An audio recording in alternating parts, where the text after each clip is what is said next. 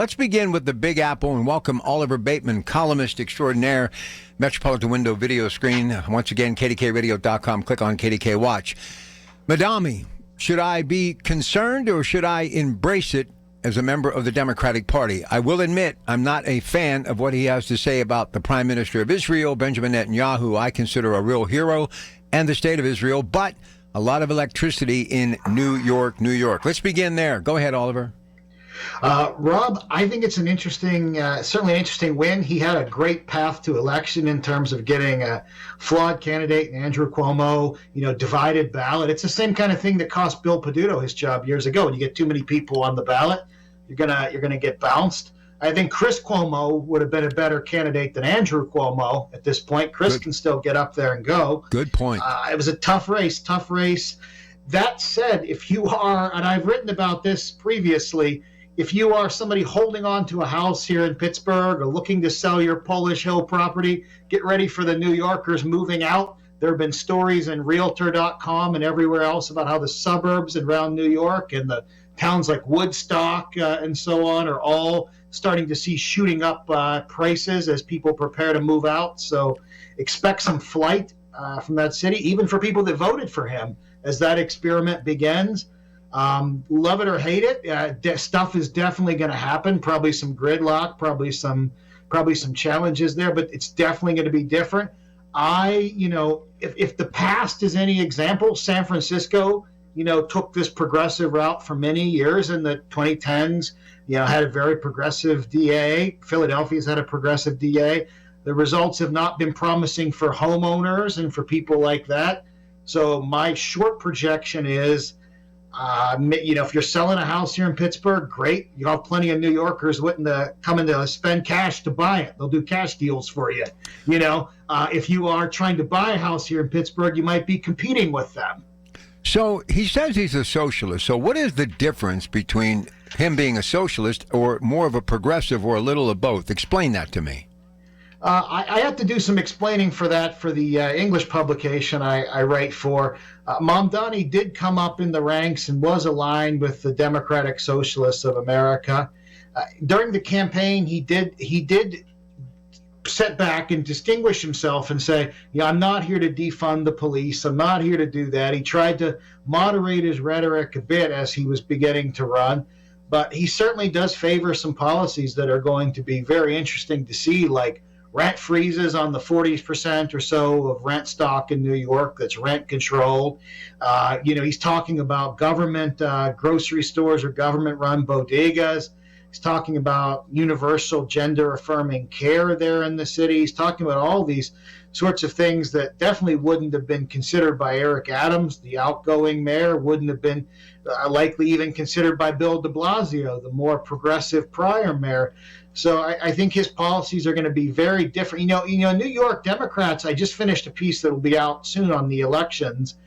Democrats outnumber Republicans in New York 7-1. Really? 7-1. Really? So that was a very, and there was good turnout in that election, and Cuomo as an independent polled a lot of people. 30% of people that went to the polls did not, and you factor in the Curtis Sliwa vote, and you've got like close to a majority of people voting against Mamdani. So that was a contested election, even with the win. So it's going to be a tough road. It's going to be interesting to see. Maybe it'll all work out. I could be wrong.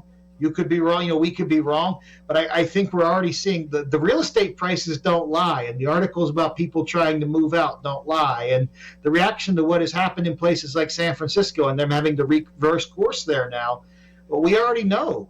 We already know what the results of this are in prior areas. So he's got a tough road ahead of him. Curtis Sliwa, who is a friend of mine from many, many years ago, I sent him a little note. I like the guy. I like his moxie, who he is. Obviously, he survived a hit. The guy's been through it all. He loves cats. I love that he loves cats. He does. He just is an amazing individual. And do you think there is truth to the fact that somebody did offer him? He didn't back down from it, but that somebody actually offered him $10 million to get out of the race? Oh, I don't doubt it at all, given what was at stake there. There's a lot of, and it would have probably changed the race. But there's a lot of money at stake, and I think developers are probably going to take a hit. property owners are going to take a hit. Retail is going to take a hit.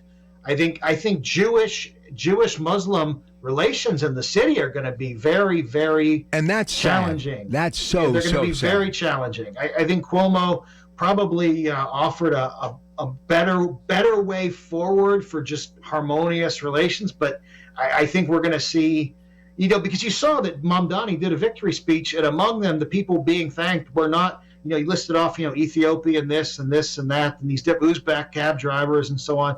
But, you did not get a shout out to Jewish Americans in that bunch. And that was sad. I don't like that at all. Listen, here's the other thing, and we got so much to get to. I may actually keep you another segment. When your fire chief has said, I'm done. I mean, and the ballots haven't even basically been, flattened out or straightened out. I mean, they're still trying to figure out who, what, when, where, why, and how.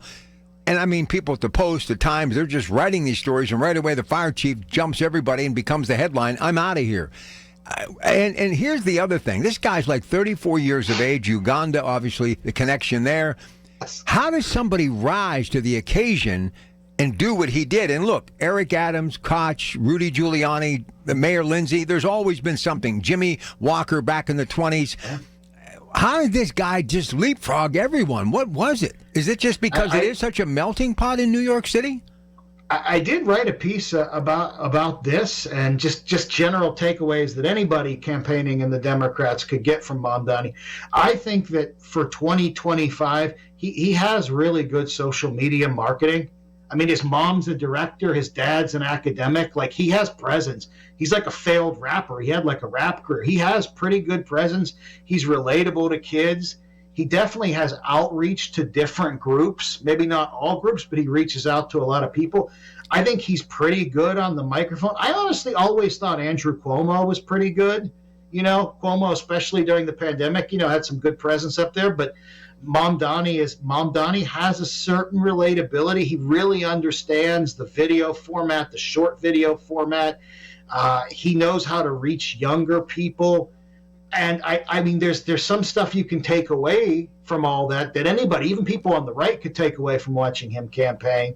But interestingly, it's not a journey that with Obama when he shot up in Chicago. It can't end in the White House for Mamdani. No. He doesn't have citizenship. He's not a citizen in the sense that he could run for president. He could be governor. He could be senator. But could he change the course? Something I talked about earlier tonight for the Democrats on the big stage. I think they're gonna think about that. I personally thought the big winners, and I wrote about this, the real winners, if I were in the Democratic Party and I were looking at who won, it'd be Corey O'Connor, who I'm planning and trying to do an big interview with for Real Clear, Pennsylvania, which will hopefully go out. A moderate like him here in Pittsburgh, Abigail Spanberger in Virginia, government background. Big Nikki win. Sherrill in New Jersey, Big win. Moderate, government background, fighter pilot, all that sort of stuff. I think those are probably the real winners. Like if you look at who won up and down the ticket, all those House of Delegate winners in Virginia, a lot of moderates, 65, I think, Democrats now. They're up 14 seats in Virginia in that particular legislative election. But it was a lot of moderates beating a lot of moderate Republicans or far-right Republicans, depending on the race. And I think that's the takeaway. You got to win those close elections, and the Democrats did in those areas. New Jersey was kind of trending red, and they pulled it right back into the blue fold. Mamdani's a nice story. He beat out a veteran in Cuomo twice now. Historic name. Historic name, historic win. He's got a lot. He's telegenic. But I don't think that's something that I don't think that's something that can win. It can't play nationally. We already saw with Kamala Harris that she had some pretty good social media strategy. She had some good marketing. It was kind of hurried, but that didn't play nationally. That didn't win in this state. But somebody like Spanberger or Sherrill, those are names that the party should be elevating. Did this election, and I kind of blogged about this earlier, and I talked about it in my opening monologue a little bit. Do you think this kind of woke up the sleeping giant, maybe got the Democratic Party headed back in the right direction? Was it a game changer, this election yesterday for the D Party? I think if they look at what won up and down the ticket and what won in those close states and what won in those states where maybe they've had some losses before, and they take that and they realize, hey, Trump's not going to be on the ballot in 2026, in the midterms, because he's not running. In 2028, he's not going to run. He can't run for a third term. He's not going to technically be on the ballot. Mm-hmm. So without him, the Republicans probably need to be thinking themselves, like, what's our strategy going to be? Because Trump is very unique. You and I have talked about that. He's very unique. All right, listen, before I let you go, one thing is for sure, Madami, he doesn't mind taking a poke at the bear or two. He's not starting off on the right foot when it comes to Donald Trump. I'm not so sure it's the right thing for him to do by basically calling him out. Your thoughts on that? I mean, really point blank, blunt, just laying into the president.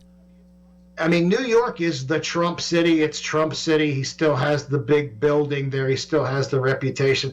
I think, I could see why Mamdani, it's publicity, it's attention, but it could backfire for him. I mean, let's see what Trump does. I mean, they've had these National Guard deployments and other things. I mean, it's possible Trump could win this PR war. I don't know if he will, but if there is one, and the bloom goes off the rose for Mamdani early, Trump could come out looking pretty good as this plays out. Like, people right now are thinking, oh, Mamdani is the new thing. But if he misplays his hand early on, a lot of resignations, loses a lot of that institutional expertise in the city, then he takes on Trump, right? Mm-hmm. And Trump, seizes that. Trump knows how to play the public, get the attention himself. New York could turn out to be a big win for him at a time he needs one. Listen, I know Corey. I've known him a long time. I hope he does that interview with him because I know you'll get the story, and I think people need to hear about his future plans. So we'll close in the final minute by just asking you, because you cover it all, what do you make of Corey O'Connor and his future as the 62nd mayor in Pittsburgh? Go ahead. I hope that, he gets to fulfill the dream, that his father definitely had. And I hope he's the mayor for all Pittsburghers. They sure voted him in. Big turnout here. And that's the angle I'm going to take when I talk to him. I hope it's an administration for all Pittsburghers, because we didn't have that for the past 4 years. And I think that's something that a lot of people were hopeful about when they voted for him and they supported him, as I did. Oliver Bateman, when you see that byline, the Post-Gazette of the Trib, dive in and wherever you see the name, because you're getting the meat and potatoes. And by the way, give a shout out to your barber, because that's still the cleanest cut I've ever seen. You caught me on another day that I had it done. Yeah. Diesel Barbershop in Lawrenceville. They'll shave you too. All right. Oh, really? That's the best. I always get a shave when I go in. Hot towel, shave, nothing better, man. Listen, have a great night. Keep up the great work, okay? All right. Take care, Rob.